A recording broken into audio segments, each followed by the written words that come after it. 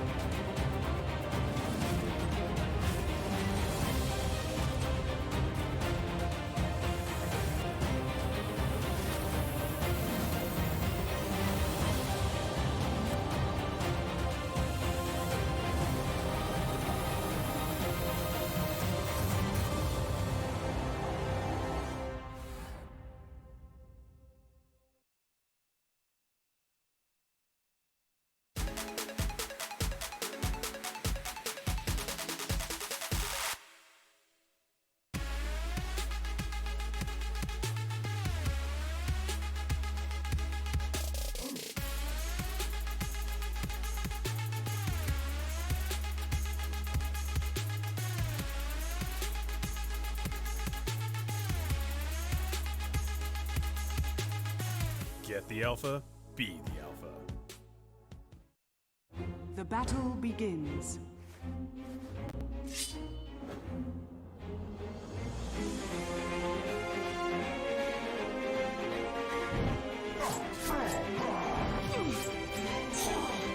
Rampage. Dire victory. With the Strafe Esports app, follow your favorite teams and players, and you'll never miss a match again. Strafe, everything esports. Download now on iOS and Android.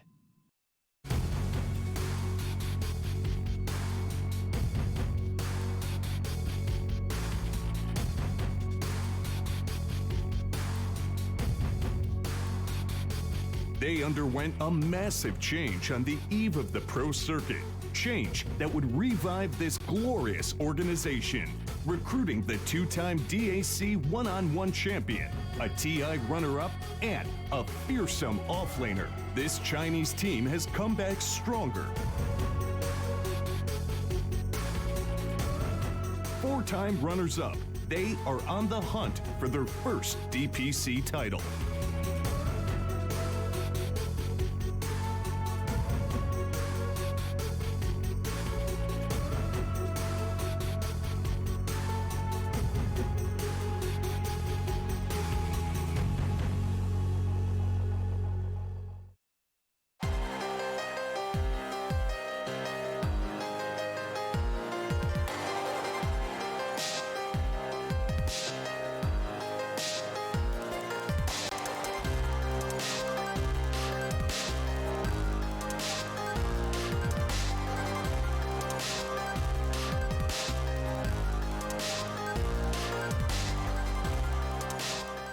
A team who has endured a roller coaster of a season enters the Supermajor with a brand new player.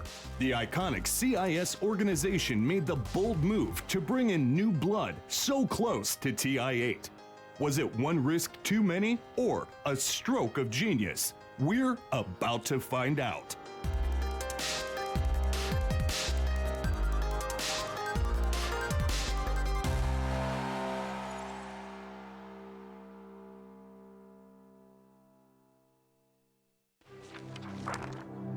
A very warm welcome back to the China Dota2 Supermajor. If the intros are anything to go by, we're in for a bit of a firefight. Thanks for that, guys. Very good. Well done, Navi. Excellent entertainment indeed. Particularly like the new fishing rod stuff in there as well. It is Vici versus Navi, an old school clash between two very old titans of Dota2 who've had differing fortunes, as you saw in the introductions of the DPCs. One team have finished 4 times as runners-up. But if that's bad, Navi have had an absolute nightmare of a season and they haven't qualified for the international. Are they going to do the same again in TI8 as they did at TI7? Let's hope not for their sake. Plenty to discuss between our brand new panels. Let's introduce you. We've got Nahaz, we've got Bulldog, and we've got Gods. How you doing, gents? You all ready for this one? Oh, yeah. There is a bit of a triangle here, Henrik, by the way. I wanted to point this out before we start talking about all the other stuff. This is so old school, this matchup, that you've got Dendi, who's been at Navi for like 83 years, and played at TI1, won obviously at TI1. You've got Lanham on the other team, who has been around forever, and played for eHome at TI1 in the grand final against Dendi. And we've got a TI winner on the panel who also beat Dendi in a grand final. That's right. It's like the triangle of Dota 2. Yeah, I think it's going to be a pretty fun matchup. I know I've got a lot of Navi haters here who don't think they stand a chance, but personally, What? this guy, Whoa, Kyle, probably you as well. Whoa, hold on. What? Where's my phone gone? What are you talking There about? we go. Bring out the memes. Oh, you gotta be Navi's kidding back. me. What are you talking about? Yeah. How's that a Navi hater? Yeah, okay. Well, we talked a little bit in the car, and you were like, you didn't seem so hopeful for Navi. Look, I understand that they're in a bit of a, weird place right now. So they're just going to give this one to VG so they can gain some more points and then lull everyone into a false sense of security and then come back at TI. It's true, but VG, however, they've not looked super good either. They've not really been winning, as you said, like for second place and so on. And their draft has been very questionable, at least against TNC.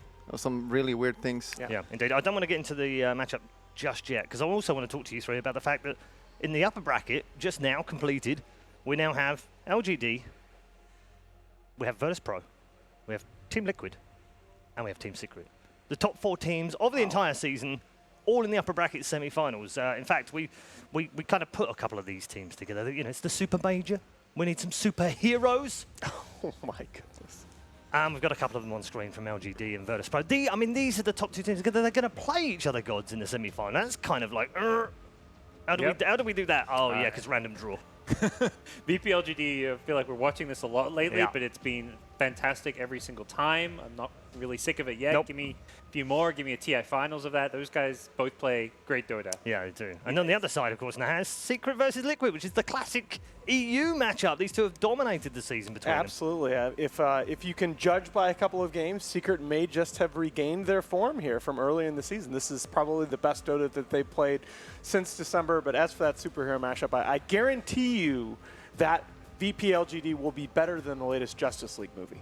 So don't want the Well, that's not going to be difficult. Yeah, I was going to say it's a low Our bar. draft is not too far away, so we're not going to keep you too long. But I did want to get your view on this particular matchup. As we said, it's legendary. They haven't actually played each other, Nahaz, for 3 years. Yeah. It's TI5. And that seems weird to me that they've been around forever, and yet they haven't even played each other for a long time. I tell you, a lot of milestones coming in this season. One of my favorites, Dendi, right before this tournament, played his 1,500th game for Navi. That's more than 150 ahead of any other player.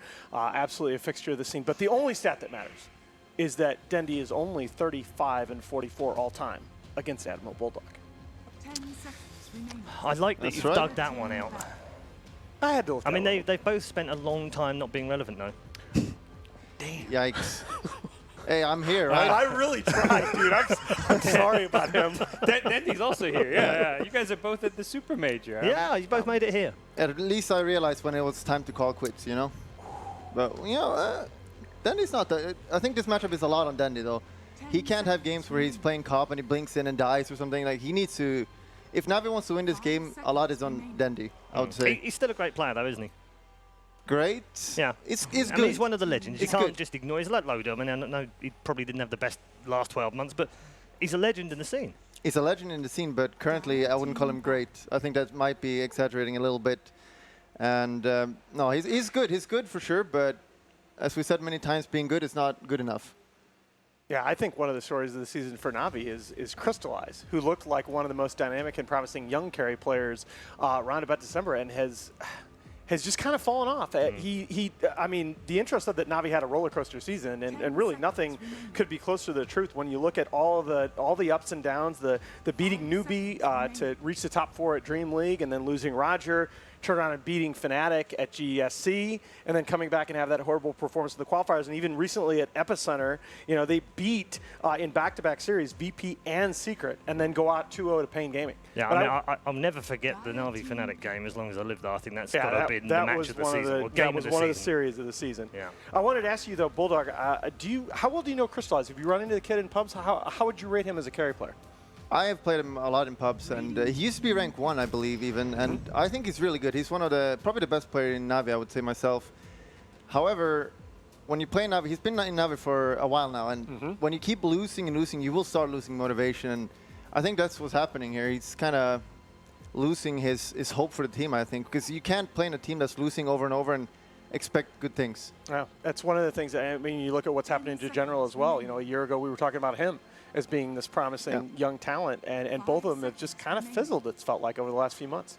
All right, let's turn our attention to the draft. It's, as you can see on your screen, well underway. We've got 3 picks on Navi's side. What have you made of that, God, so far? It's a very early Luna pick. Some different stuff now with the Zeus of all things. Wow. I mean, we saw EG 5th pick. It was the 10th overall pick in that draft the other night, trying to reply to a very late Chaos Knight from Spirit. But yeah, it got run over though. It did. They're the lineup though that's looking to run over Navi. Lycan to me is one of the strongest heroes right now in the patch. It's not like you can just straight up first pick it because it does have some counters, but if you can get like a second pick Lycan, ban out some of the heroes that match up well, these Lycan lineups we've been seeing have just been running over a lot of different teams. Yeah, and especially with the Night Stalker that can add to that sort of chase element with Zeus, you're always going to have the good vision in those team fights when the ulti goes off. This is a very threatening first 3 picks from Vici. Yeah, I think, and more importantly, the combo, you've got the constant nighttime howl. Like that's the really strong synergy between these 2 picks when you're just getting that greater uptime. At least they have the Luna who's giving night vision for them, and I've not been a huge fan of this Luna first 2. If he doesn't get a good start, this hero just falls off, and Lycan will just overrun her. Yeah. So it's a little bit worse. The Luna first phase has been getting absolutely crushed. Yeah. I'm really curious, though. I would like to see this Zeus at least 1 or 2 games in this tournament tried out in the support role, because I think this hero does have potential as a support as well as a core. Vici Gaming is probably the most likely team that would put it on support. They play kind of weird support heroes. We've seen a lot of Lich, or not a lot, but we've seen Lich, Treant, Phoenix, and stuff like that. Tidehunter, too. They pioneered over the last couple of events. Because you don't really want to pick Zeus this early as a mid player or mid hero. It can be a little bit risky. It's great because Zeus is the kind of hero that forces Luna to go BKB, but then you're against this Lycan who's just going to run at you and doesn't care about BKB. So it feels like this nice balance of magic damage with physical damage, and makes it very hard to itemize. So on the other side of that, I guess you have a very natural early pipe builder in the Doom to negate some of that damage. Yep. And BKB and Luna's obviously going to have her BKB online very early. And that's where I like the support Zeus. If you're getting pipes to deal with a support Zeus, it's like, is that really a good investment? Yeah, money? it's true. Getting out the Brewmaster. We've not seen a lot of Brewmaster. It gives you that team fight that Navi kind of needs, and they have really strong team fight now, which means we're going to get a Doom position 4, I guess. Yeah. Which is not super. We see it always offline right now because he's such a strong laner, and the meta is 2-1-2. You have that lane strength from him, but. Well, what's interesting to me is the book before this tournament was that they were bringing in Velhior and moving Lil to position 5, but it's Lil who's played a very, very strong support Doom. They're 5-2 over the last 3 months with Lil on support Doom, only 0-2 with General on core Doom. Yeah, I was going to mention the exact fact, because they have played a lot of 5-position Doom. No one else is doing that. Yeah, and if only Navi's doing it, maybe it's not the best. He's not one wrong, metric folks. to go by. Yeah, let's see what Vici Gaming do. I don't think you're feeling too much pressure by what Navi is throwing your way right now. Very typical Navi draft. They're going to save Dendy's hero for last. Yep. And that's where I think Henrik is right, where Dendy needs to step it up because he's the one they play around. He gets the 10th pick of the draft more often than not, but he doesn't win them games as much as he should. Yeah, there's a lot on him. Not just in this game, but in the way that the team performs as well. And we might find out here whether Zeus is going to be mid, because if that's Zeus's support, I really like a Death Prophet here. Low Armor Doom and the double silence against the Brewmaster. Dire team back. Monkey King. Oh, all right. That is a class. I like this. I like this. They are going back to the melee carries for Paparazzi. That is something that he has had a ton of success on. Going back the last 3 months, he is 13-0 on Void, Slark, PA, and Phantom Assassin, and the Monkey King. That is very much in his wheelhouse. Yeah, very good against a dual melee offlane, theoretically. Brewmaster, Doom. You can match up fine against this. A hero that doesn't really care too much about being doomed as well. So I do like this Monkey King pick. But we've seen it nerfed so much. Yeah, it's exactly. not the way it used to be. This hero has fallen off so much, and we barely see it anymore. And Just twice in this tournament so far. It's won both games, so. all right, 100% win rate. So that means it should win, right? So That's how stats is that how it works? Henrik, I wanted to ask you specifically, like this hero, it's gotten nerfed, but back in its heyday, right, it was picked so much because it was such a dominant laner. It won basically every 1v1 matchup. How do you feel about his laning stage now? Is it still among is it still considered a top tier laner? No, not at all. Like, before, when you got the 4 stacks of Jingu, you just got like full health on one attack almost. But now it's like it's nothing. The lifesteal is so weak, but you need to get a melee matchup, which he is against the Brew, and Brew has got evasion, however, and he's got the haze, so it's not going to be that easy matchup. Depends on what kind of creep Doom gets as well. He can get a good creep that can just run him over. That's the problem with Monkey. Like, if they just run in and kill him, he's not going to be able to man up. Also interesting that we have 2 cores that really neither of them is a natural mid. We've seen, of course, we've seen Sylar run mid Lycan and look really good in the recent past. Both can theoretically go mid, though. If they have the right matchup, yeah. Yeah, right matchups. And then these heroes are often lane dominators. Quops, Lenas, the heroes that make it pretty hard to run, like a Lycan or a Monkey King mid. Yeah, that was kind of why I asked Bulldog that question, is that the laning feels a little awkward for Vici. I guess Zeus mid would make sense. I have to give a shout out to Bruno at this point, because ever since he did the no leg strat, my brain now works on, collections of colors and all sorts of things. Right now we've got 4 booted people on Vici Gaming. The 8 boot strat? Yeah, the 8 boot strat, could be 10 boot strat. And the other one I keep wishing for in pubs as well is the rider strat. 5 riders. I've got 2 on the right. Yeah, not enough. See what, Marana and who else? Yeah, Marana. And there's the Death Alchemist. Prophet I wanted to see last phase. All right, no boots. Support Zeus. I will take the floating hero, Paul. Sorry about that. I think that's a really good pick. It's that solid mid laner. It rounds it off nicely. Off lane Lycan. Like this draft from She's Vici. got 2 feet, though, just hiding under there, even though she's floating. You've been looking under there. Oh, well. Bulldog. I've done that to every hero, not only the female characters. All right, Yeah, fair For enough. science. Yeah. Go in the, whatever the mode is, in the spectator camera mode. Yeah. Just don't look at Dazzle without his cosmetics. It's a little scary. All right, Dendy's here in 22nd now. As we've said, a lot of this game is going to be on Dendy. He's going to have to carry SF. Lena. You want a Lena? No. Dendy Lena? Does Lena scale hard enough, though? I guess with a Luna it does. He plays a lot of Lena, though. He does. spammed that hero so much. I think the bigger if is, does Lycan run over Lena? The answer is kind of. Yeah, good call. All right. It's tough, because Lycan can purge off the defensive Yules. If this Lycan gets snowballing, Luna's a bad matchup, Lena's a bad matchup. This could just be a free Lycan game. Off lane 11 for Vici Gaming. That's looked a little volatile, but I like it here. Boy. All right, well, a fairly straightforward draft from Na'Vi as far as they're concerned, and something a little bit different, Gods. Support Vici. Zeus. Support Zeus. Something a little bit different for Vici Gaming. Has it persuaded you, though, that they've got what it takes to win this game? Yeah, I'm a fan of Support Zeus. It feels like pretty good in that 5-position role. And I think Lycan has a great game. He can run over people, so I'll go with Vici Gaming for the first game. All right, Alan? Yeah, this is something we theory-crafted a lot. Support Zeus, the damage mana efficiency is crazy. You can nuke, die in lane and keep that constant pressure on. I like Vici's draft a lot. They're going to have vision all these fights. Yeah, and I think I'll go with the safe bet with Vici Gaming as well. However, if Dandy has a good game, I think they could win. Okay. It seems our panel never learn. You've heard about the curse. Never go for the same team or for all three of them, because otherwise we'll get into all sorts of trouble. I pray to God that that doesn't happen to Vici, at least in terms of the curse. However, we wish both teams luck as they head into this matchup. Of course, this is an elimination match. Loser after best of 3 is done for the entire DPC season. That's how we get on in game number 1 as we head to your commentary team.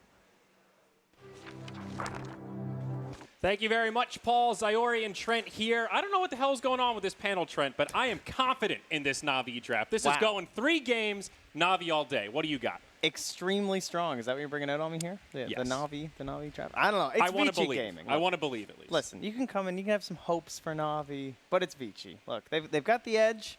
You're expecting them to come out victorious, but I wasn't expecting a draft like this. I will say this is a very vision-based game coming out from them, right? Sure, they start off with a nice little duo, common stuff of this Night Stalker and Lycan, and then there's kind of adding on to it. We got the ultimate from the Zeus. We got the monkey jumping all around. Vision, vision, vision. But what is their team fight? What's their initiation? Are we looking at just like a big silence from the Death Prophet, a boundless strike on 3 or 4 heroes?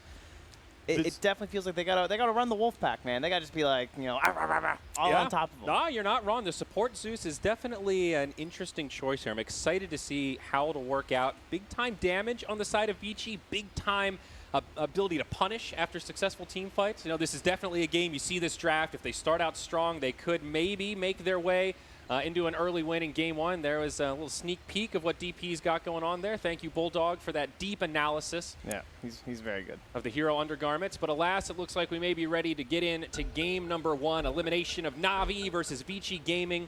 I like the control on the Na'Vi draft. Obviously, being a little bit facetious, Vici Gaming heavy favorites in general in this series, but I do kind of like this Na'Vi draft. They have a lot of ways to start fights. They have a lot of heroes that break up the fights. Disruptor, Brood, Doom, very chaotic heroes. And I think Na'Vi, at least historically, has shined within the chaos trend.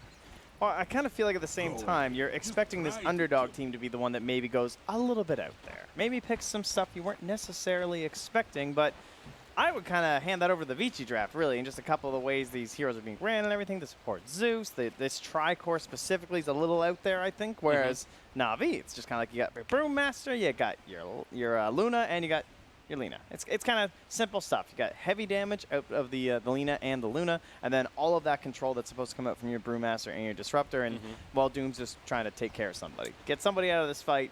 Right. See if we can win it. So what about the lanes here, though, Trent? That's the first starting point. It looks like we'll have the off-lane Lycan, quote-unquote, your utility Lycan here. Safe lane Monkey King for Vici Gaming. No surprise to see the Death Prophet mid. He'll be matched up against Dendy's Lina. Seems like Na'Vi will do a little bit of musical lanes to get things started. General takes the Brewmaster now to the safe lane. Seems it could be an aggro try for Na'Vi down bottom around that Luna. Yeah, you don't want to have this matchup of the Brewmaster versus the Monkey King, especially in some sort of a vacuum. Not going to go that well for you. In fairness, it's not like it's going to be that much better against a Lycan in terms of like the way you're trying to dominate a matchup as a Brewmaster.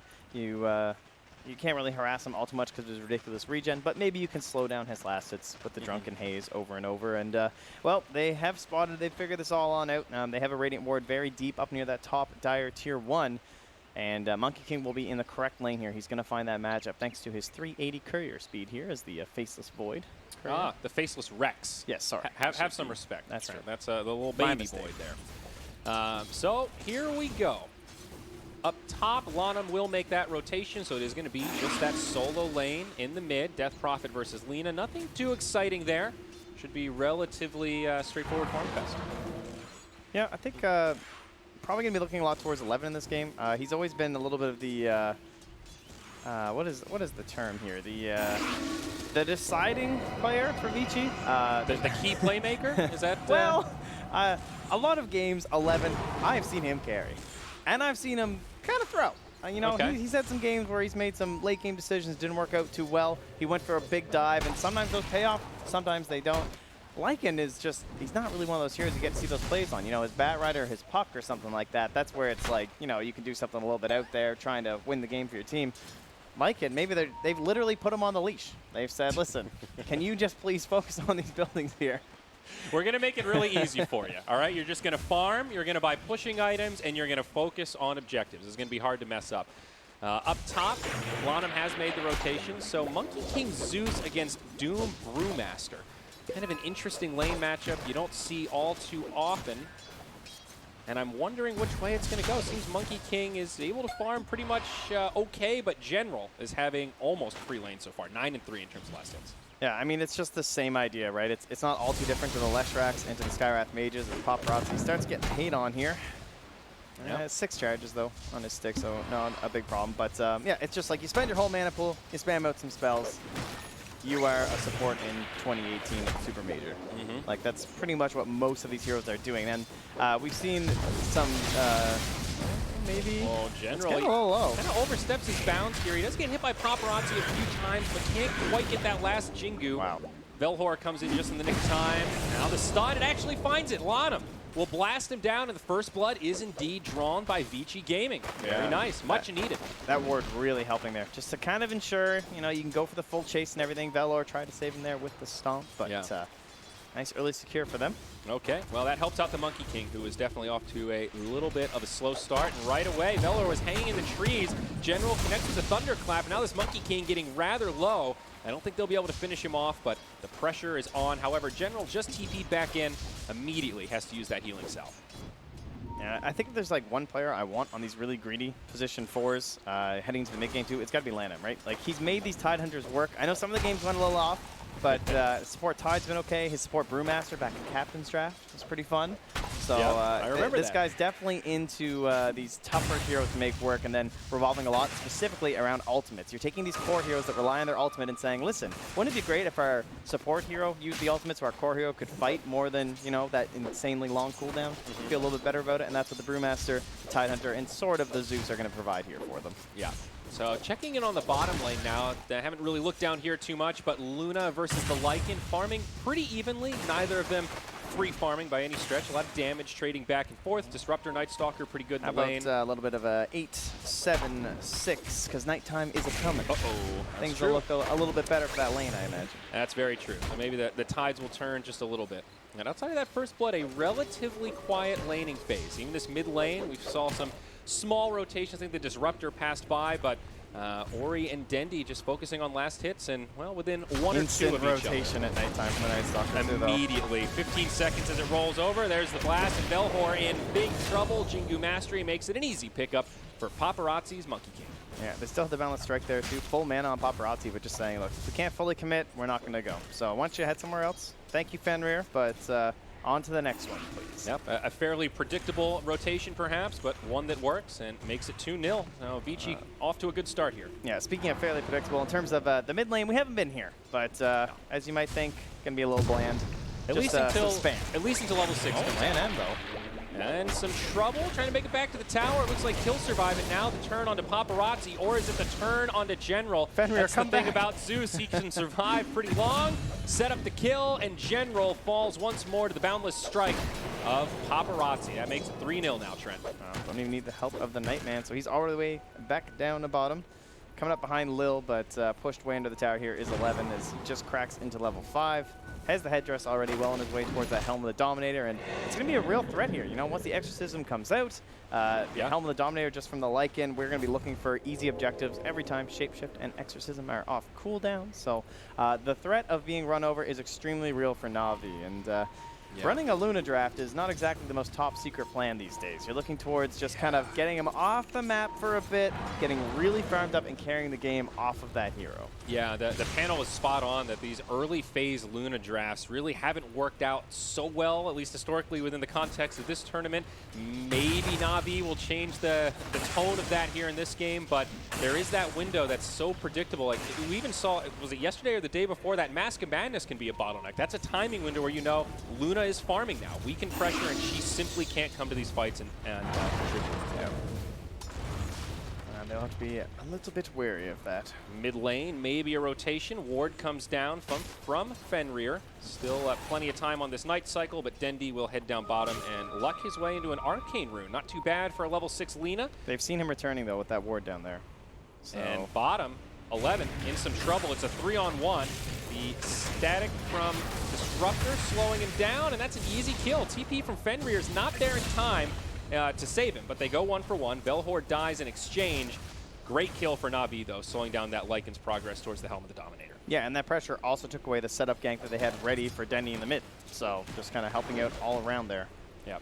As Ori rotates top, has the Exorcism, but they can't really connect on any sort of a threat there from the Monkey King as he's just now getting 6, and gets a little awkward for Ori, so back he will just go. The Doom is actually smoked up right now, running ahead of the Death Prophet. Doesn't look like he'll bump into much. Takes the high ground. Yeah, Radiant Ward, though, that Fenrir had placed. So ends up being a worthy rotation in that sense, or he knows something is up there. All right. Well, back to farming we go. Lycan will head back down to the bottom lane. Disruptor definitely a great hero to have against the Lycan. The kinetic field and the glimpse together. Obviously, Lycan pretty fast now that he's level 6 with Shapeshift. Great hero to lock him in place. Yeah, just a little bit terrifying too is the Luna. You can't really play that fire up. You're too worried about a kill threat just instantly happening. And all he's going to have now is his wand. Now taking a look at levels, pretty even. Zeus now level 4, Night Stalker 3. Both supports kind of mirroring each other in that regard. Yeah, and so with that threat in the bottom lane, they'll have to rotate Crystallize top, hoping to maybe set up a kill here on Paparazzi. Trying to use the split, but this is a really tough one. Even with the Doom. See ya. Up onto the trees we go. Okay. Gotta love Monkey King. Yeah. Out here we get to see all too often. Yeah, that's actually you're right. These days, I feel like we see Monkey King in just the right amount. He's that niche pick. He's fun to see every so often, but maybe fun to watch, not so fun to play against, huh?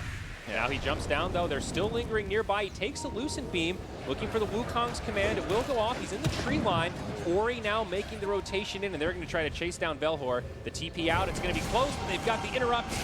Lana with the lightning bolt sets up the kill for Paparazzi. Now a killing spree for the Monkey King.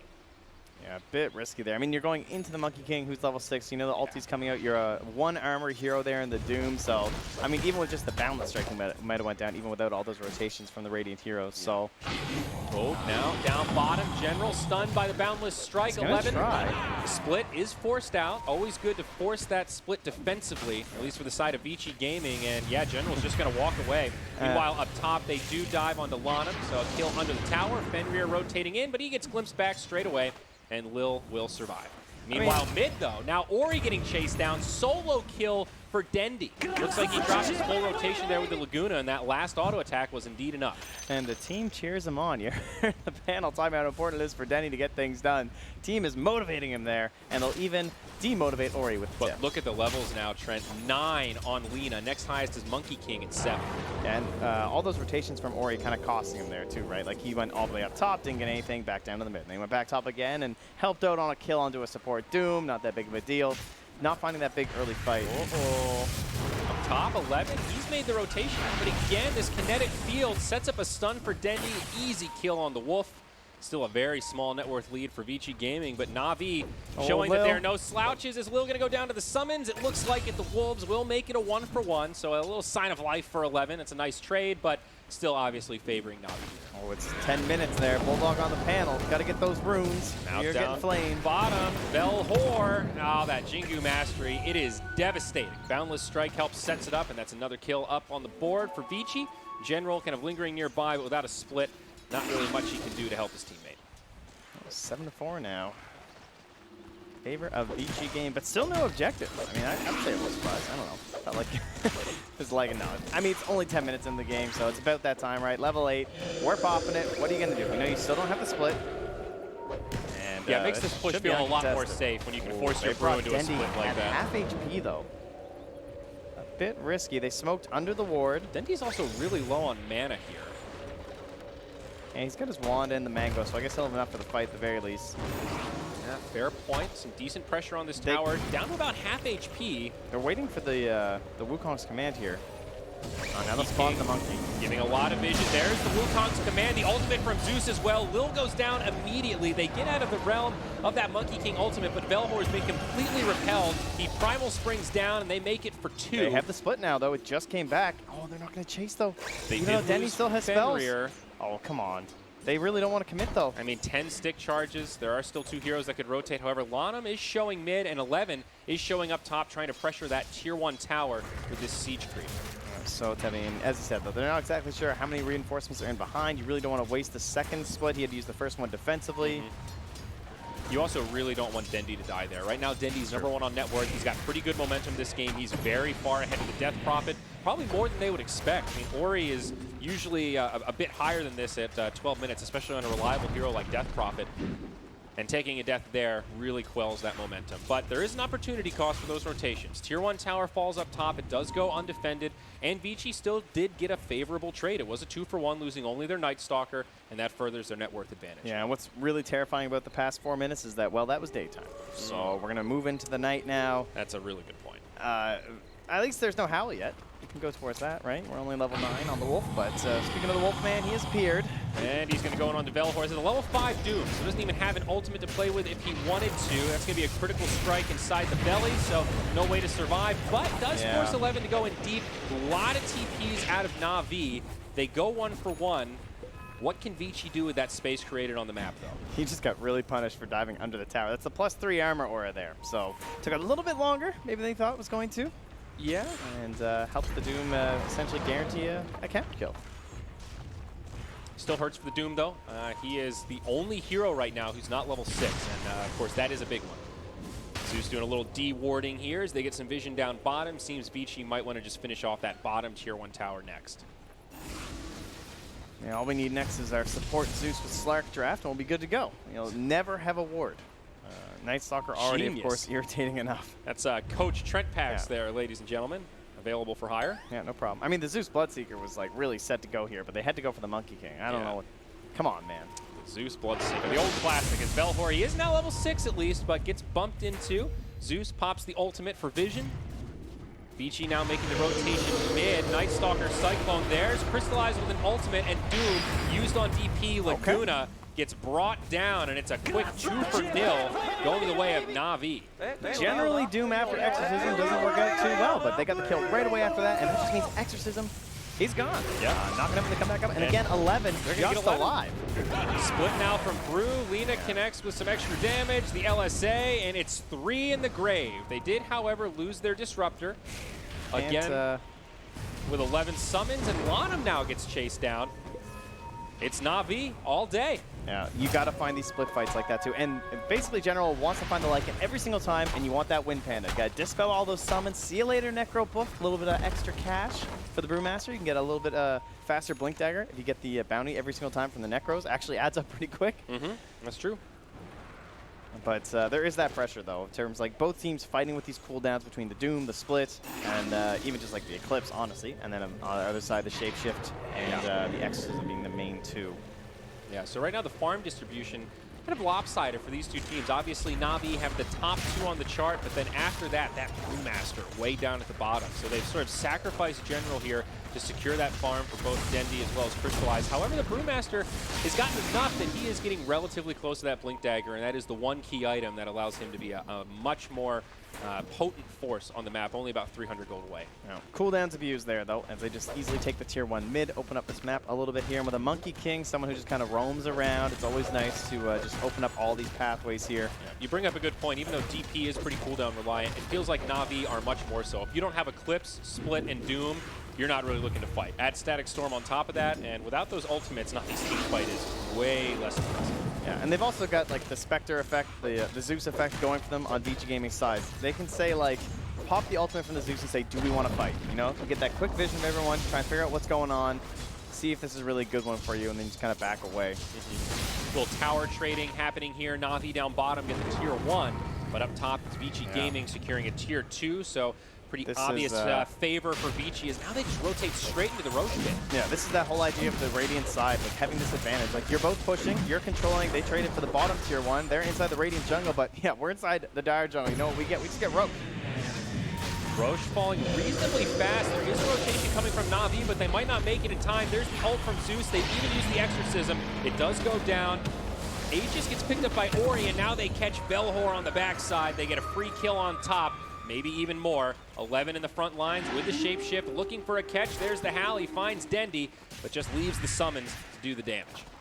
Yeah, General is nowhere nearby. No chance we're going for the fight.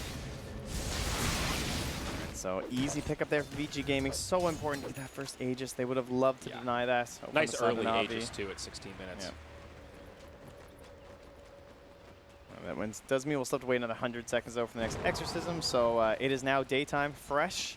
I think Na'Vi need to find something right now. It really sucks being under this like gun of pressure, but there's really no choice. Like you have the Brew Split ready. Na'Vi, they got to fight with Dendi. He's got a Yule Scepter, he's got a Force Staff. We got to go. We need a smoke. I mean, there's a Battle Fury Monkey King. Yes, the hero's still a little bit scary, but he hasn't itemized to fight. Need to fight during daytime. Absolutely. Right now, Monkey King's gone. It's for a farming build, adding a lot of damage. If they can catch him, he is very killable. Definitely some pressure on General. He does have that Blink Dagger now. Still only level 1 Brew Split. Now the Vlad's queued up, so just going for a very standard Aura-based Brew build now that he's got the initiation. Yeah, there's a Lycan and a Death Prophet too, and a Monkey King, so armor. Always going to have some value here. Nice find from Dendi. The Force Staff past the Centaur Stomp. Yeah, sets up onto the Lycan. This is going to be an easy one. Straight Laguna to the face, and the Wolf gets put to sleep once more. Radiant Courier also killed in the fray, so some extra gold for Na'Vi.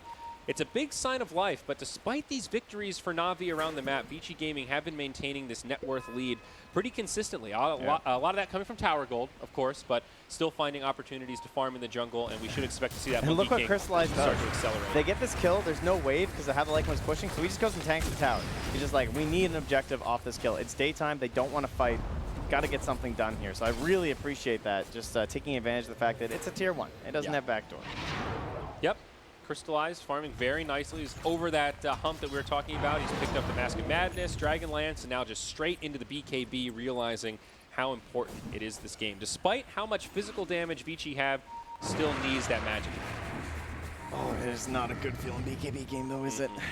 You need it. I think it's a necessity, but it's pretty brutal. You've got Lycan whacking on you, you got Monkey King smacking you, and Death Prophet Exorcism on top of that, all physical that just really do not care about the Black King bar. However, Luna with a nice triple stack of Ancients, they're going to leech some experience as well, and this is great for Na'Vi. Yeah, everybody getting in on this.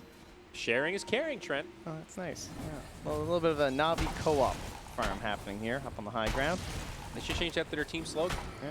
So, I mean, you can call that an objective too, right? They just kind of get this big ancient stack taken care of, no fight happening. Didn't have to worry because it was daytime, but despite it being daytime, the ultimate is back from the Night Stalker, which means that could turn at any moment. So they are going to get aggressive. Smoke rotation, Yule Scepter from Ori, sets up onto Doom, right into a silence, and that will be a freebie. So maybe an objective mid now up for Vici. They've still got the Aegis in tow, eager to fight. There's going to be like a 10-second gap when it's not night. That's it. So it's nighttime for another 4 minutes.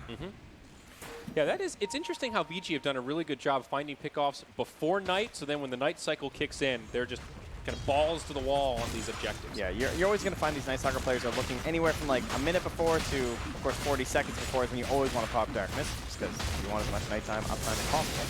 For sure. Tier 2 tower taking a lot of damage, but Na'Vi not going to let it go without a fight. A lot of TP rotations. Does end up getting finished off by 11. General has to blink back defensively after a very risky TP in that trees. Glimpse gets back Fenrir, and Vici are just going to let him go. Not going to take the bait on that one. Nice catch from Lil on the Disruptor. Yeah, that's a good hero to get to, because they can't really afford to go for the Death Prophet, because when you look at their heroes, how do we kill DP right now? We either have to Doomer, or we have to Static Stormer. Maybe you can get a Laguna Blade. I think it's pretty unlikely that you're going to hit that column and everything with her own Yule Scepter. Plenty of time for the team to react. So realistically, getting rid of this Aegis is going to cost one of your 2 big ultis. Yep. Not really the kind of fight you want to be taking. So Tier 1 tower mid gets brought down, so a little extra gold for Na'Vi. Nice deep ward from Lil on the other side of the trees. Gives some intel if they want to try to take a dive. Now, one nice thing about the Luna pick being early in this game is that it does mean that they have the nighttime vision helped out, and it's starting to add up now as she's getting some better experience, right, up to level 15. So she can sort of help in these situations where they want to be at least a little bit aggressive during the nighttime. 1,000 night vision on that Lunar Blessing. Pretty darn significant. Not bad. It'll help you out. And now she's just going to go right into that Hurricane Pike. Not a huge surprise, but some mobility, survivability for the Luna. Now that she has the magic immunity. Ori also working on a BKB, just a recipe away, so that Death Prophet obviously won't be safe from everything. You can still doom her, but will make a big difference. A great BKB game. Yeah, I feel like with the last little bit of nighttime that's left, I would really like to try and rotate to that bottom part of the map. If I was VG Gaming, just get rid of that last tier 2. You could all say, like, who cares? It's kind of a useless tier 2, which is pretty true. The most important thing right now is still asserting your control over that top part of the map. Just ensuring that you own this and waiting for the BKB on the Monkey King before you're getting anything done. Because we're essentially at the point where they are considering high ground. You know, they have the Lycan, they have the Death Prophet. If you take any sort of a good fight in this area, you can just win the game right now. Or at least put yourself at such a ridiculous advantage that it's very hard to come back. Yeah, this is kind of that danger zone moment where you have to be so careful against a Lycan team. Na'Vi moving in to reclaim their own territory, pinging out their ancients, seeing that someone was here not too long ago, but 11 kind of a step ahead as he's already TP'd back home. Now his BKB is queued up. So it's going to be a while before Roche comes up, about 2 minutes before we see what that RNG timer looks like. Yeah, and I like the fact that Na'Vi are balling up quite a bit too, but they are still going to have a pretty hard time in terms of the lanes. They basically just have Luna that really wants to show. Dendy kind of wants to try and create this kill threat. So on the other hand, the Vici Gaming, like, you just have this Monkey King who's bouncing around the map, like, quickly over there, battle furying down this, and a couple wave cleared from the Death Prophet too, so. And even though Na'Vi need to be very cautious about how they initiate fights, I think they do want to be careful about being too passive, because Monkey King with the Battle Fury, he is going to accelerate quickly. You can even see it on the net worth chart. He's nipping at the heels of this Luna, who was consistently #1 in terms of farm. He's already picked up the Echo Saber, and now BKB for him is going to be on the way. So. Okay. Na'Vi are on, they're maybe not a true timer, but... Yeah, they're under vision here, though, so a little bit worrisome. And they're going to start the fight. Belhor's in pretty deep. There's the ult from Zeus. Zill's going to get brought down right away, and Doom falls shortly after. Very disastrous for Na'Vi. Not the way they wanted that fight to go, and Monkey King wasn't even there in the bottom lane. Dendy comes in, connects with the Yule Scepter, sets up. Will Monkey King die here? It could be a solo. Paparazzi gets off the stun, but still falls. Good now BKB. back to the other side. Brew split. Will drop a stun onto the Necro Books. The rest of Vici starting to split their ways, at least until the Death Prophet can get here. Crystallize now getting pretty low. Both the Necro units go down. That's a nice chunk of gold for the Brewmaster. Exorcism's been used. Brewmaster coming back into Panda form pretty soon. One last stun onto Fenrir. There's the blast of the Zeus. And on the backside, Doom's respawn. Vici getting sandwiched here, and they need to get the hell out of Dodge. Night Stalker's already gone down 11, running low on options without the ultimate. He's going to be the next to be left behind, and it's Na'Vi that come out huge in this trade. That looked like such an insanely greedy play from Lil. To, like, not even sentry the high ground there and just walk in behind. I can see what he was doing. I think he was just saying, like, oh, look, Monkey King is going to TP back. I want to glimpse him. Then we're going to have the numbers advantage in the fight. Stuff will be good. But there were already people lurking. They saw it the whole way because of the ward up on the high ground, too. And then he, of course, just got obliterated. But it worked out. Denny had a great BKB play down the bottom lane to ensure that he got that final couple last hits on the Paparazzi there. And now they're the ones who are pressing forward. And what time is it, baby? It's daytime. Get in the sun. Go for a tan. Life is good for Na'Vi. Absolutely. 20 seconds until Roche respawns as well. If Na'Vi can get themselves an Aegis and a Cheese, all of a sudden their position in this game feels a lot better. They do have a very small edge. They're going to probably get this tier 2 tower now, furthering their net worth lead at the 25-minute mark, as we are tied up 15-15. Very even game on our hands indeed. Could the panel curse be real? I think so. At this point, it's feeling like a consistent curse. Monkey King almost getting caught there, but able to jump onto the trees with that tree dance. Right now just playing mobile ward, but he's going to walk into the ward territory. Uh-oh. That's a glimpse back, and this will probably be a freebie on the Paparazzi. No BKB, no way to survive. Great use of the Static Storm kinetic field. Disruptor, one of the few heroes to set up that kill and make it look so easy. Yeah, that's not a cheap death. That's like an 800 gold swing overall in terms of how much he's losing and they're gaining. I mean, look at that gold graph. This is like the biggest lead we've seen yet this game, and it's actually in favor of Na'Vi. Yeah, he did get a bounty ring, though. So, I mean, almost. You know, there's that. Almost. But these two cores still scaling very nicely. Dendy now going to be moving into a Shiva's, it seems, after the Hurricane Pike. So not going for raw damage here, going a little more utility-based, but so far so good. Yeah, again, armor, armor, armor. Like, there's pretty much only one way you're taking damage. Yes, there's the Zeus. That's irritating. You got your BKBs for that. The BKBs are not for anyone else. Everyone else is armor. Well, now the setup onto the Brewmaster. He does have a split, but they get off the silence in time. Ultimate from Zeus, but the Force Staff chain keeps the Brew alive, and Na'Vi disengage. Pretty happy to force out an Exorcism and then not have to take a fight. Also, Shapeshift used in the fray. Yeah, there's also a courier now flying out to Lil here with a gem. Now, it did pass over some Radiant Wards here. They'll know that there's been a gem. In fact, they're going to spot it now, as Lil will wisely use the courier for the free D ward. Okay, Jig is up on that. Zeus is getting close to his Aghanim Scepter, and this is sort of what you were talking about, the way Lanham plays these fours. Once the Ags comes out, Zeus really transitions into what feels like a core who might be a little bit under-farmed, so to speak. Yeah, he's just, look at this, Arcane Rune, he's just running around de-warding. Yeah. How irritating. It's the way to do it. Talk about irritating, it's that Aghanim Scepter, the Nimbus. Yeah, it's true. That really is the key thing here. But this time there is no bad rotation or anything down bottom. They just, or rather up top, that is. They just easily get the tower. Slice Dendy, piece of cake. One outer tower remains. Bottom tier 2 for Vici. Roche is up, and there's only a little bit of time left. There's no ultimate from the Night Stalker. It's still daytime. Absolutely massive for Na'Vi here. Indeed. What will Vici do? It seems like they want to pressure down bottom and maybe force Na'Vi into defending their barracks, but without Exorcism, without Shapeshift, this really isn't that scary. Now TP back from General. Roche will fall uncontested. Aegis Cheese going the way of their 2 top forming cores. And that tower doesn't even take any damage, really. Still 1450. Crystallize went with the bold Shrine TP there, trying to catch somebody, but nobody there. Na'Vi get away with it, and now all of a sudden they are in control of this game. 11 TPs out. Where was he TPing? Whoa, he got clipped back. That's going to be the end of the Lycan. That was like a 5-second TP. I think he also went to that Shrine up top there. They even had dire vision there, but. Well, that's pretty darn unfortunate. Valor's really into these offensive tips. You know, he's the demotivator here. Yeah, take what you can get. I mean, at this point, Vici are kind of crumbling. It feels like they are just falling apart here. Again, Death Prophet Lycan. I think you always have to be aware. It's true for the Luna as well, though. Exactly. I mean, Na'Vi don't have one of these lineups that's all in on pushing. I mean, I mentioned they're on a little bit of a timer farming against the Monkey King, but as long as they're finding objectives and pickoffs like this, they're staying ahead. I mean, they're going to scale pretty comparably to Vici. Look, you don't want to get these Na'Vi fans' hopes up too much. Okay, all right, they're a vicious crowd. All right. They've seen this story before.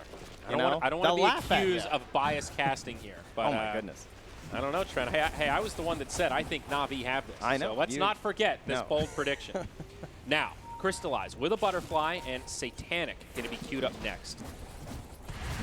Big time items, and MKB nowhere to be found on Vici. So right now there really isn't any way to deal with that Butterfly. This is a great window of opportunity for Na'Vi to force some fights. Not only because of that, but also the Aegis and the Cheese. However, Paparazzi just got his BKB, 10 seconds, and Zeus is closing in on that Aghanim Scepter. And talked about how the BKBs don't feel that great because of the whole idea of like the armor and everything. So it's, you know, obviously they have them, but they still have to be very aware of the old Nimbus.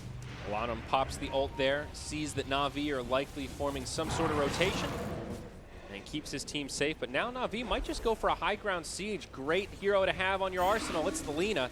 She can just sit on the low ground and be that turret. Chips at the tower. Crystallize just not too concerned here with his Aegis. Bold man, here the shapeshift, we're committing. Or are they? Luna in the front lines, not the target you want to jump on necessarily, but she's getting pretty low. They bring down Belor straight away. Seems Na'Vi just weren't quite ready for this fight to start right there, and they grab 2 in the blink of an eye. General able to blink back. Dendy, phase boots on the run, but this Night Stalker's in hot pursuit. It's nighttime, baby. He's still got darkness. There's the brew split, and Fenrir says, ha, gotcha. It does feel that way a little bit, doesn't it? It felt kind of, I'm not gonna lie, it almost felt good if you only lost those 2 supports, because they're gonna respawn pretty quick. And that was an Exorcism used. Yeah, Exorcism and Shapeshift. They actually could have maybe been able to run something back there with the ulti on the Brewmaster, but they won't have that instead. But overall, they don't lose too much. I still think it just kind of shows like maybe a little bit of nerves here from Na'Vi, not really on the same page. Love the way the Vici dealt with this Luna. Crystallize just did not want to BKB because he's like, well, I want to save this for after my Aegis. Well, we're just going to ignore you and silence you. And they just kind of ran around him, you know? Yeah, they did enough damage to scare him. They got him down to about half HP where you're thinking to yourself, do I BKB? Is this a waste of the Aegis if I don't BKB? And once you get in their head a little bit, that's where the real plays can happen. And I think that's exactly what Vici was able to do there. So many BKBs this game, Trent. How many do we actually have now? Lycan picks up his. Looks like 3 on the side of Vici and 2 on the side of Na'Vi at the moment. So 50% BKB rate. That's NA math right there. Thank you. Well done. Yeah. Another thing to watch out, though, during these fights is that, like, post-BKB and everything, or if he does want to pop the BKB again, Crystallize has to be worried about that nighttime miss. Like, that was the other thing. Like, he tried a couple times there. It is still just, like, flat 50%. All levels, very irritating. True. So, kind of the reason why he didn't go for it there, I think. Well, they're going to continue to siege, still have a little bit of time on the Aegis, but pretty close to being reclaimed. Not sure they'll really get to do much in terms of high ground with this second life on Crystallize unless they put the pedal to the metal. But all the while up top, Monkey King shoving this lane in does force General back to deal with it and repel the creeps. Yeah, one thing is with this Monkey King build, though, he doesn't have that Shadow Blade, so he has no, like, solo kill threat, really. Just doesn't have that instant burst damage, bringing somebody down. He's got Scotty queued up next. Kind of an interesting choice, but does give you a lot of stats and certainly a great item on the Monkey King. Yep, decent general survivability there. But the Satanic is also close for Crystallize. So the Luna that's already been looking pretty survivable, about to up the ante on that front. We are still waiting, though, for the reveal of the Nimbus. See its impact on one of these engagements. Now it comes down to, like, getting levels actually onto Lanham, right? You want to get into that 0.5 second mini bolt stun. Ooh, invisibility rune. Great rune to pick up with a smoke like this. Lanham will grab it and go on the front lines here on the Zeus. Brewmaster carrying the gem for Na'Vi right now. Aegis is gone, remember, he just has the cheese. Darkness used. Na'Vi make it back to the high ground before they get caught. Vici gonna have to find another angle to assault.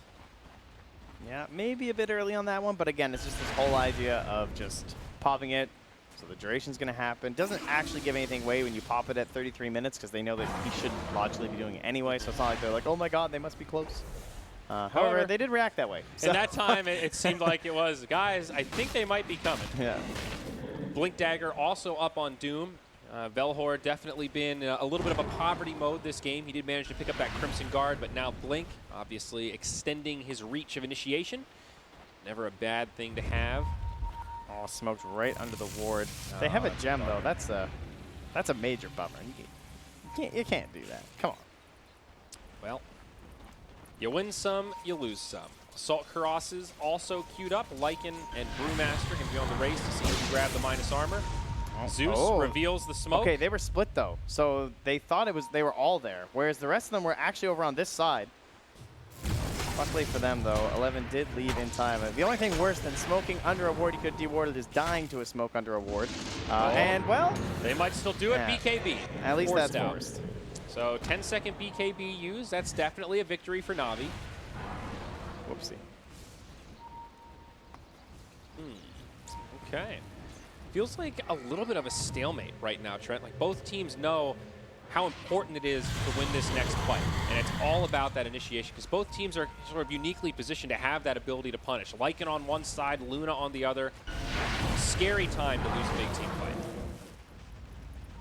Yeah, I think it kind of feels like Vici just aren't sure what to do, or I mean, they're definitely waiting for the timing, right? They're waiting until nighttime. That's when we're going to do their thing once again here. So that's really what we're going to have to look forward to. But, 1 minute until the next night cycle, so could be an option. Still have a little while on Roche, 30 seconds. We'll see what that RNG timer looks like for Roche number 3 with that refresher shard.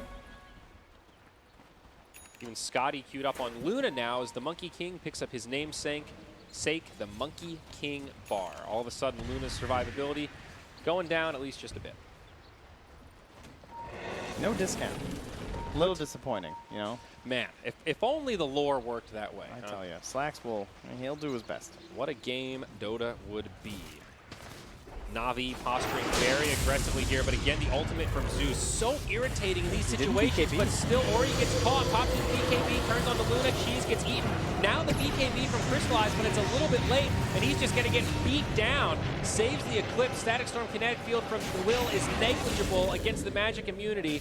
11 getting a huge amount of gold from that streak ending. 865 will be his bounty. That's a nearly 3K gold swing. It almost just feels like Vici no Na'Vi aren't going to take good fights at this point. Like, honestly. It's obviously very difficult because they're fighting a vision disadvantage here versus the Zeus, the Night Stalker, and everything. Yeah. So many of these fights have just been intercepted and broken up because they have that global vision. Yeah. I mean, that happens, and then suddenly Luna's just right there for the picking. And she got destroyed with that MKB coming fresh out. I mean, you even saw with the Satanic could not get anything done at the end of that. Very brutal. Didn't use the BKB until kind of late, but I don't know if it really would have made that much of a difference. You know, as we've talked about, it's a game where you feel like you need the BKB, but it also doesn't actually keep you safe if Monkey King is in your face laying in the right clicks. They do also force a buyback out of Lil. So the net worth lead that Na'Vi had starting to dwindle. It is still in their favor, but not by much. A very even game. Within one team fight, it could swing. And now with that loss in the engagement, it means we basically have to kind of cede some of our map control here. And geez, Na'Vi finally going back for that ward here. That damn ward fooled me once. They have a smoke? Nope. That's a Radiant smoke just picked up. Okay. So Vici may be thinking about a rotation of their own. Yeah, they almost have the AC done for the Lycan. Still 3 minutes in this night cycle for Fenrir, so a little bit of time to maybe finish up. Nah, maybe not enough time to finish the Assault Cross, but no, not really. Yeah, it's a little tight. It's time to start thinking about Roche, though. Just look at the map position. 20 seconds. Both teams in their own jungles, no real threat, completely grouped up as 5. You can feel the tension. You know, both teams playing very cautious right now. Remember, this is elimination, so you do expect teams to play a little bit less risky, not make those silly mistakes when tournament life is on the line. But I think just speaking to how tense this game is right now, both teams feeling like it could swing either way with just one bad fight. Smoke. Dendi could be the first target. Vision for both teams. Those wards next to each other. Seeing each other out here, but there's still smoked heroes behind. War of attrition here. 11 has used the shapeshift. Static Storm whiffs. 2 ultimates down, though. They're getting pincered onto the Radiant side of the map here. Like, they need to try and hold this perfect high ground with the Eclipse or something. This is such an awkward rotation. I'm not sure who's actually going to catch him. Monkey King pump fakes the Wukong's command. There's the BKB from General. All the BKBs get popped. Wukong comes out. It's Ori in the front lines. Na'Vi are just starting to split. The Eclipse does next to nothing, and Belhor dies still with the Doom on or off cooldown. Now they're going to pursue onto Crystallize and Lil. Kinetic field not really slowing them down too much, but maybe it's enough to keep them alive. Dendi now with the BKB. Shiva's guard on the backside. Lil finally falls. The Boundless Strike connects on 2. Crystallize trying to make it out, but beautifully done by Ori. The Laguna completely mitigated. Dendi throwing in the right clicks, but it's just not enough. Na'Vi are out of resources. They have to retreat. The Brew split is done, and they are trying to get in position to maybe find a kill. Nicely done by General to TP. Oh, they're on the run from the Monkey King, though. But now Crystallize, he gets hit by the Urn. They find him with the Nimbus, the Boundless Strike, and it's a dead Luna. On the other side, Yule Scepter sets up onto the Brew. He's got the gem. He's silenced, and the right clicks will be there on top of the Spirit Siphon. It was an awkward song and dance, but it is Vici Gaming that come out the big-time winners. Looking for one more on Dendi. That's the they man want I to know. dive this. 11. We've been here. We've seen this story. But he does make it back safe. He does force the buyback from Luna. So this time, that aggressive play does much work in their favor. This is how he does. That is a 6,500 net worth swing. It doesn't open up Roche for Vici, though. This is Roche 3. It's a big deal, but with that buyback on Luna, they will not feel comfortable just walking into the pit, and Vici will head back to their side of the map. So I think Roche is going to be this next big objective, and oh my, the double damage rune for Dendi. The rune of many wins here, Trent. Is this going to secure the Roche for this Dire squad? Yeah, they've got no cooldowns ready to go. It is still a problem for Vici. And time is of the essence. Obliterated. I mean, honestly, even without it, I'm pretty sure they still get this. You know, they committed the buyback to the Luna. They spent their cash. I mean, you're probably right, but it just makes it a lot less risky. Vici were right there. They could have maybe rotated in, but Na'Vi get away with it. It's Aegis, Cheese, and Refresher for the Dire.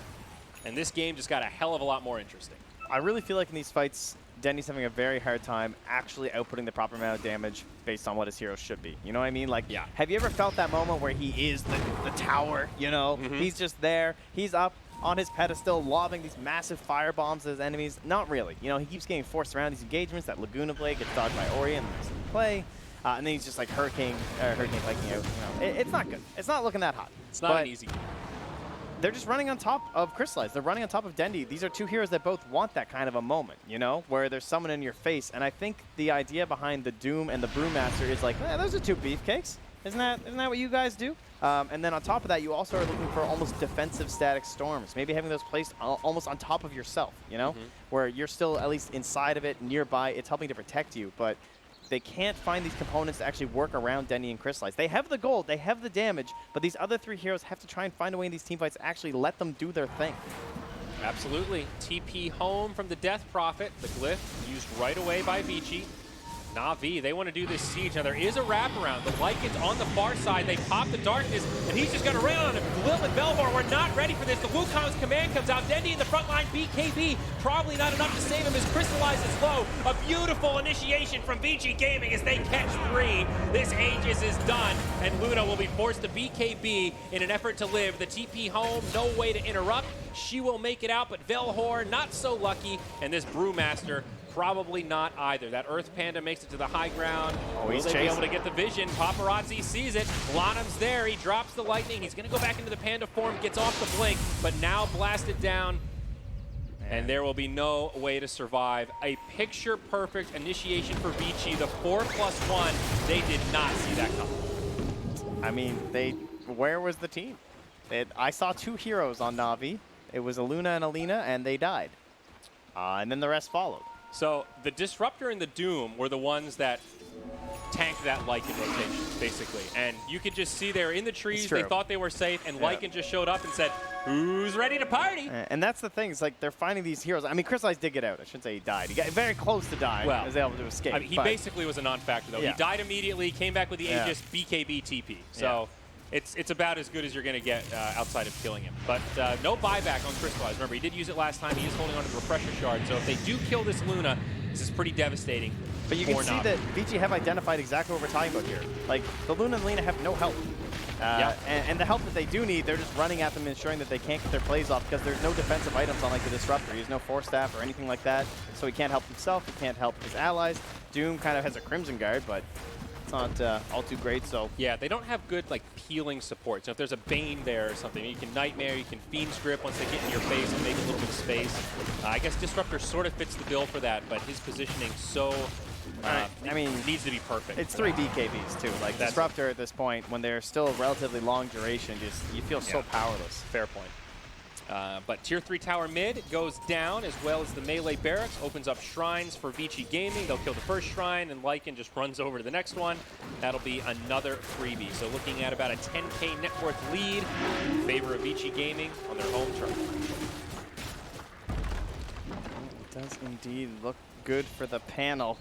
Sweat dripping down their foreheads. They saw the start of this game thinking, I can't handle another thread about panel curse, about how we're all idiots. Please win Vici Gaming. Well, it's starting to look that way. 9K lead, smoked up once again here. Oh, there's the initiation. Brewmaster caught by that newly fashioned Hex from the Death Prophet. Follow-up stun from the Boundless Strike, but he still gets off the split. Front lines from Velhor with that BKB. It's not the clean initiation Vici were hoping for. They're trying to make it back, but Na'Vi, how far do they pursue? They need to be careful. There's Static Storm, Kinetic Field 11 with the BKB does make it back. The Doom went out on Monkey King, but he survived. Wukong's command, BKB's popped on both sides. Looks like Na'Vi want to retreat, but Ori's deep in the front lines. Lil getting low, Crystallize, pops the ultimate, eats the Refresher Shard. They'll lose the Doom. This is not feeling great for Na'Vi. They've got to go defensive. The Luna's hexed and she's down. No! Save? Makes it to the high ground. I can't believe it. Fenrir trying to dive deep, but he's not going to get it. Now the BKB used by General. Somehow Na'Vi survive, only losing their Doom, but that is so close. Way too close for comfort. Yeah, almost there on the back lines from the Night Stalker, but a very nice save with the Eul Scepter from Dendy. We'll keep them alive for now, but it still feels like it's just barely. Yeah. That fight looked so much better, though, didn't it? Like, you actually saw Dendy being able to right-click. Yeah. It kind of looked okay to start, but they're, of course, not able to really lock them down when they just turn into a wolf and run away. I mean, Na'Vi, they're a cat going on their 3rd life or 4th life at this point, it feels like. That Luna still has buyback on cooldown for 2 minutes. If she dies there, I think this game almost ends. Yeah. The fact that she survived keeps Na'Vi alive. Still a big deficit to climb through. She does pick up the Lincoln Sphere now, so another defensive item for her 6th slot, but hoping just to survive in the duration of these fights. And now all the spoils from Roche have been consumed, I believe. That was the refresher shard. Cheese was used a while ago, and that last Roshan is now a wash. Oh, that's a... Man, the BKBs feel awful this game. The Lincolns feels awful this game. He needs it for the Hex. It's understandable, but you look at the rest of that lineup and you're just like, I had to buy a Lincolns? You know, that's really not that great. You're right.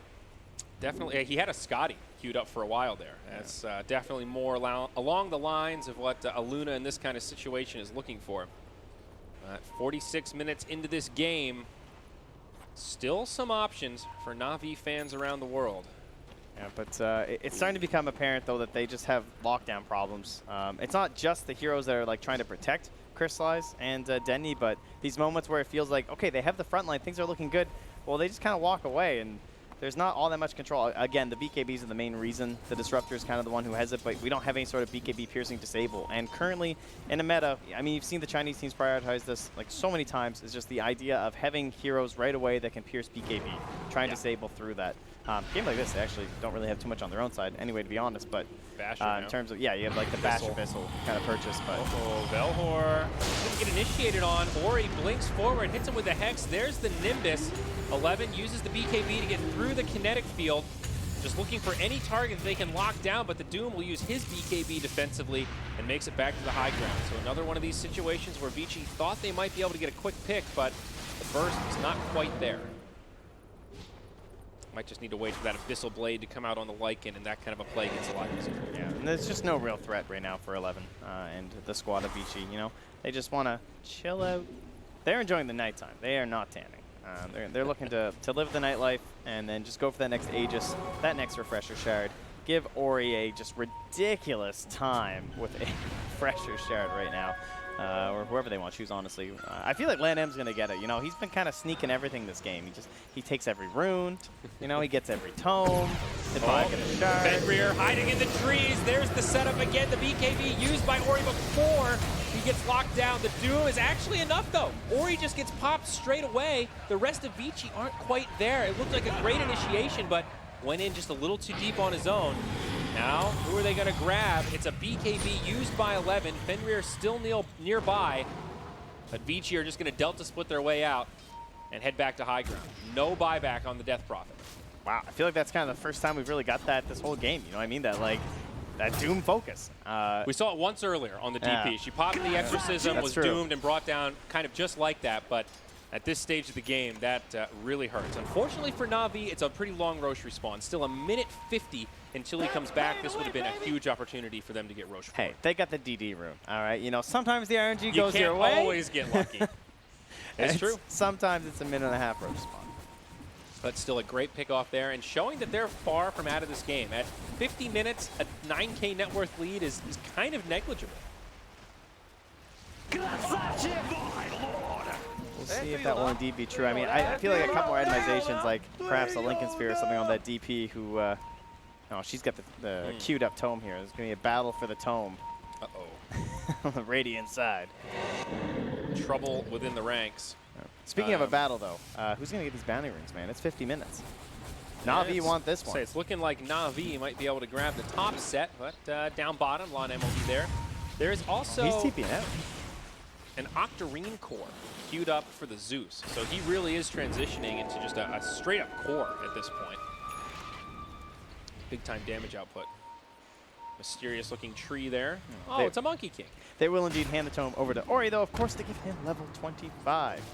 Lan M looks on jealously, but not very important. Arc Lightning, Exorcism grants haste. Yeah, not a bad little talent I there. have a feeling the DP one's just a little bit better in this game. Just a little bit. So now they can't catch anyone. Well, here we go. There's that Hex initiation again. The Disruptor will be the one to get brought down. Buyback available on Lil, and it gets used straight away. Roshan still not up, but very close, just about 10 seconds. Obviously the focal point of this match, at least for now. Yeah, and with the increased shapeshift duration too, you don't feel too bad just popping it like that, right? Like, they didn't really have anything else guaranteed in that fight as the Wolf. Well, I'll guarantee their ability to spot Roche first, but yeah, it's okay. 35 seconds now until they'll be ready to fight with the Wolfman. He's really the only one that's a big concern at the moment here. Then again, that right now, but the initiation comes as Zeus pops the ult, the BKBs gets used, and the Wukong's command also deployed. Vici just split different ways. Doom did go onto the Death Prophet. Doesn't look like they'll be able to chase her down. Will gets killed on the backside, but it's Night Stalker that gets isolated by the rest of Na'Vi, and that is a gem down. Yeah, they gotta get land out too, though. They can't commit, though. The Doom has ended, and Dendi. Ori going in hard. He wants to finish off this Lina, and she's silenced, in big trouble. Down he goes. Crystallized now all alone, completely isolated and dead. A 1 for 4 as just like that, Vici reclaim their footing and move into the Roche pit. Excellent play by Fenrir there. He tanked that. You know, they were trying to chase down that Death Prophet desperately. They knew she was doomed up. Dendi wanted to get in there with the Yule's combo into the LSA, and it was just disrupted by Fenrir. So hell yeah, that's the support life, baby. You fall on your sword so your core can live. Yeah, he gets through the Doom, comes right back out with the BKB, destroys them, and Fenrir, he's the one playing to win. And Lil just kind of noticing, yeah, it is Vici doing that this game. So a lot of buybacks available for Na'Vi, and surely they will need to be used here. Oh, I saw a ping right onto the tier 4s. Maybe some consideration here. We'll see.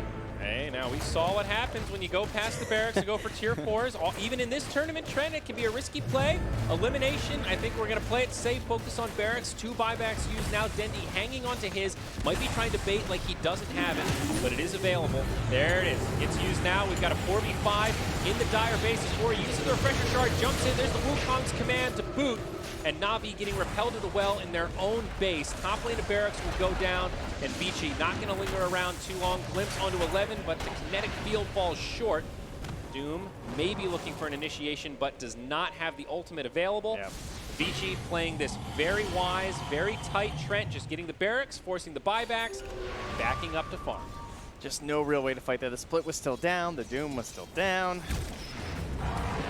Really hurts for Na'Vi, though. You have to buy back there, but you know that Vici probably aren't going to run into a fight once you've got all 5 and the Night Stalker isn't there.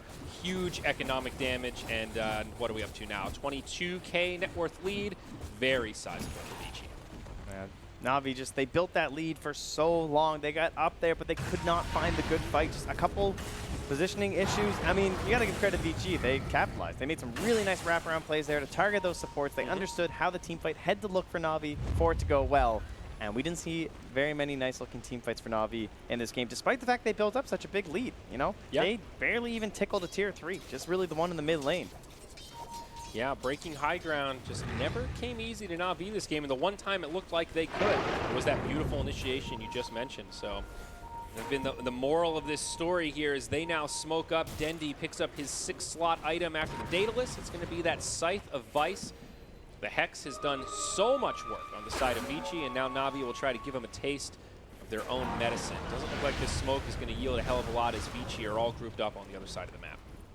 Yeah, it feels like Ori might want to even consider a Lincoln Sphere, honestly. I mean, he's got slot issues for sure, but you know, I mean, what do you ditch for the Lincolns, I guess, is I the would question. say, honestly, just like the Yules, just because, like, consistently, the way they're going to win these fights if he gets blink doomed, you know?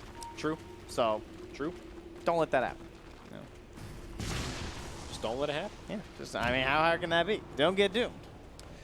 I think Vici probably just waiting for the next round of cooldowns here. Exorcism up in about 20. Everything else is at their disposal. That Octarine core we talked about is up on Zeus. He's even working on a refresher now.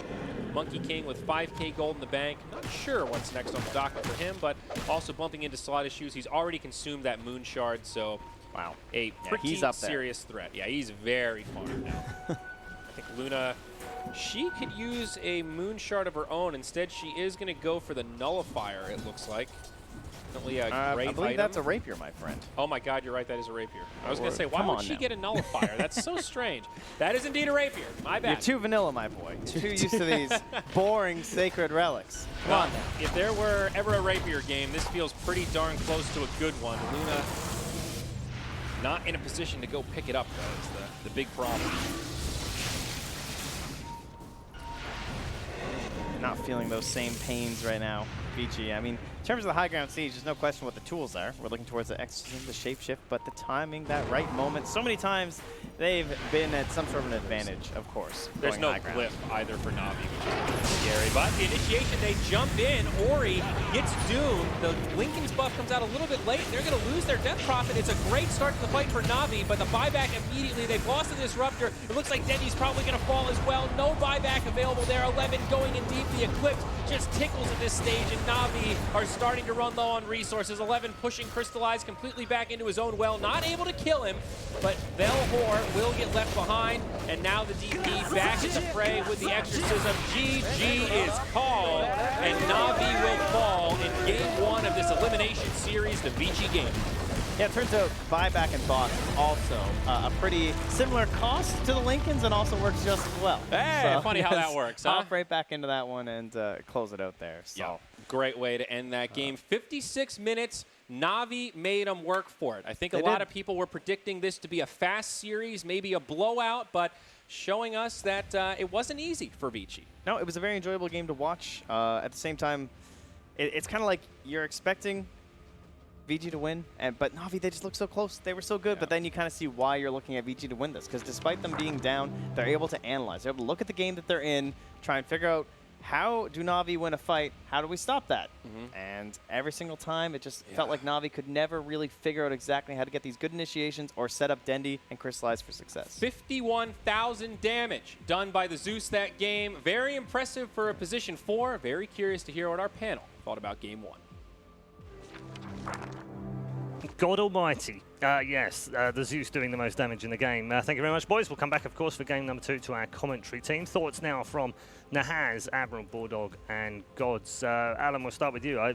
56-minute game would suggest that, Navi played well here, because I don't think we necessarily thought they would put up as much resistance as they did. They did, and I think the Luna and the Lina, for sure, did their jobs. 50 minutes into this game, Luna and Lina were still 1-2 in net worth and were a combined 15-3 and 9 KDA. The problem is the 3 through 5 for Navi. This was just a very difficult game to play because of their draft. With Primal split down, your only hard disable 3 through 5 is whatever Doom manages to pick up from a creep. And I think you could see the freedom that 11 had to move around in so many of these fights. He runs in from the backside, threatens the Lina so that she has to use her LSA hopefully defensively and or Yule's defensively, and they just have so much free movement with the Night Stalker, the Monkey King, running around in these fights. That was right there, classic Navi team fight. This Doom, he's hands in the air. I'm going to Doom someone. Oh, wait, let's not. Oh, hands in the air. Oh, it's a passive Doom. He didn't use his ultimate. Very shockingly bad Doom performance, I have to say. He just did not find a way to kind of impact the game. I think, like you say, the 3 through 5 did not really get a whole lot done. And Dendy's Lina, fantastic. Crystallized very well in Luna, but yeah, the rest of the team, kind of a bit of a letdown. What did you make of the Zeus from Lanham? It looked pretty good. He was even out farming the Doom, and it was just, it's Lanham, right? He plays these heroes a lot, these weird heroes, and as they said, 51,000 damage. That's quite a lot, but we got to give it to Dandy. He played well this game, but it really just came down to the draft was the problem here. We see here 11 always coming from behind. They just run in at them right now, and what can they do? This they just was get overrun. every fight on the Radiant side. There are 3 different fights that took exactly that way. Oh, look, Doom is knocking his Doom off. Yeah. Fight's already over. Just lacking that initiation, really, from Navi. They couldn't really do much at all this game. You just get run over. I mean, not to labour the point, Gods, but the Doom got caught out a lot as well. It was the first picked off in some of the fights because Vici already telegraphed the fact that get rid of the Doom, we can win the fight. Yeah, he was one of the main targets. I think because he's a 4, he's going to have a lot less farm, and he can't get that Shadow Blade or Blink Dagger initiation type item, but you're still a 4 position Doom with Devour. You can get gold, you can get these items, and you should be able to be the one starting the fight. When a Lycan can initiate better than a Doom, I think something's a bit wrong. It was a great game by the Lycan with 11 on that one. And also, we haven't even spoken about him yet, Paparazzi on the Monkey King. Yeah, I think he didn't have that flashy game. He does lead the board in kills, and he did his job. That's what you can say. He had a good laning phase. I think this 4-position Zeus is something that you're going to see again. I think it put a lot of pressure on the Luna during the laning phase with just its raw damage output, and then you pick up that Aghanim Scepter at about 31 minutes, and you got that Nimbus ability, which is just it's one of the better Ags in the game. Yeah, great performance by Paparazzi. I mean, what do Na'Vi take out of this, Gods? I'd like to see them with like a harder initiation. You're out of either the 3 or the 4 position. Both Doom and Brewmaster don't have that kind of easy setup. I think when you're a team that's struggling, you want to just make your game plan easier. And having a Blink Stun, a Sand King, a Bat Rider, those kind of heroes are just always going to make the game easier to play. Not a huge fan of Bat Rider, but what I really want to see is Dandy playing the old school TA. It gives him that tempo control, it's strong laner, they can get objectives, and it's kind of what they need, I think. If it's a game for it, they should really pick it up. Yeah, I think it's about the 3 through 5 pairing. It really is. When you have there's a reason that when you have Disruptor in the 5 position, that you're seeing most of these teams pair it with something like a Sand King that has short cooldown disables, right? You pair a Disruptor with 2, 3 through 4, and 3 position heroes that have these long cooldowns on their disables. I just think you're not ready to fight most of the time. Yeah, 13, 2, and 12 for Paparazzi. Was he MVP, Henrik? I'm going to give it to you. I'm going to give you the choice of the board. Who would you pick? MVP. I don't think it really stood out, honestly. It's the hero's fault as well. It's not very strong, and it was mostly when he got level 25. You just saw that ring, and there was nothing Na'Vi could do against it. So I don't know if I would call him MVP. Okay, who would you pick? Well, I would probably give it Zeus. I like that hero. Did a lot of damage, and he got the Ags, creating so much chaos. Lanham gets the MVP. Is that a fair reflection? I mean, it was an odd choice, wasn't it, when we saw it in the draft, and weren't quite sure how that was going to fit in. Then we realized it's a support as well, so we're like, oh, okay. Making an unusual hero work in the support role. Absolutely. He did fantastic. I think the Zeus was the most valuable pick. I would still lean toward 11 as the most valuable player. I think the way he ran into those fights with the Lycan on the backside, I mean, it's exploiting a weakness in Navi's draft, but he created a heck of a lot of chaos in that game. There we go then. Lanham, MVP. We're going to look forward to the next game, of course, very shortly. But Alan, I just want to get your thoughts on VG, because we've kind of pulled Na'Vi apart and said what they didn't do very well. What did VG do well in that game? Well, I think, again, I've said this over and over again as we've talked about Vici and their ups and downs over the last couple of events. That 3 and 4 combo with the 2 of them, they have to get chaos out of 2. You are not a Vici fan. You don't like them because they're too methodical. Their chaos, their forcing of the action. Hold on. Boring. Yes, that was the word. All right, I was trying to be diplomatic. No. There's no need. Their chaos, their forcing the action comes from that 3 and 4 position. And you saw in this game, because of the picks, they got huge contributions from 11, from Lanham.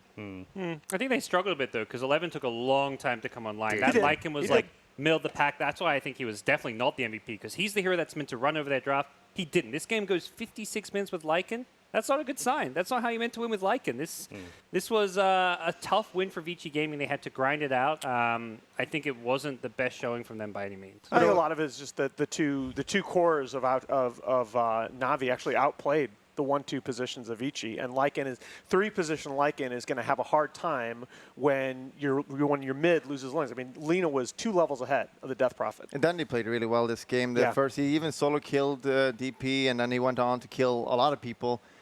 Even without a Shadow Blade, he got some pickoffs, killing 11 as well. So Dandy really made it possible for him to have a chance that game. But yeah, then it just became, they got run over, and you have a Doom who can't really do anything. And because, like, who do you Doom? You got run over by DP, he pops ult, and then Lycan pops ult, so you don't want to Doom these heroes. And it's really hard for them to initiate as well, so I don't know, same with Brewmaster. This hero didn't do much at all. Yep, tough game. I guess what we would summarize that as saying is that Dendy and Crystallize did very well, but they need some mates in game number 2.